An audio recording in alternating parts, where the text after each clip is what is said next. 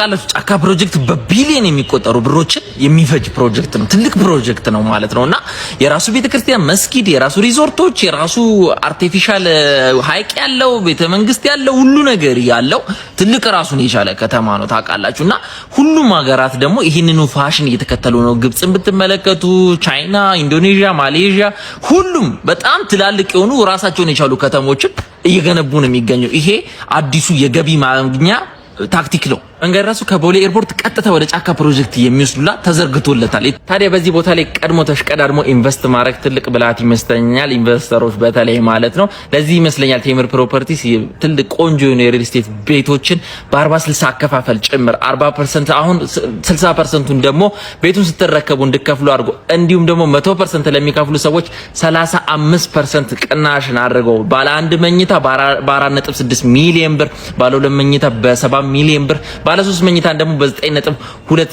ሚሊዮን ብር ይዞላችሁ መጥቷል። በተጨማሪም ደግሞ በሳር ቤት፣ በቡልጋሪያ፣ በአዋሪ በእነዚህ ቦታዎች ላይ የቢሮ የንግድ እንዲሁም የመኖሪያ ቤቶችን ቴምር ፕሮፐርቲስ ይዞላችሁ መጥቷል። ከእናንተ የሚጠበቀው ከዚህ በላይ ባለው ስልክ ቁጥር በመደወል ኢንፎርሜሽን መረጃን መውሰድ ትችላላችሁ። እንዲሁም ግዢ መፈጸም ትችላላችሁ። ጊዜው የቅናሹ ጊዜ በተለይ አጭር ስለሆነ ቶሎ ብላችሁ ደውሉ። መልካም ጊዜ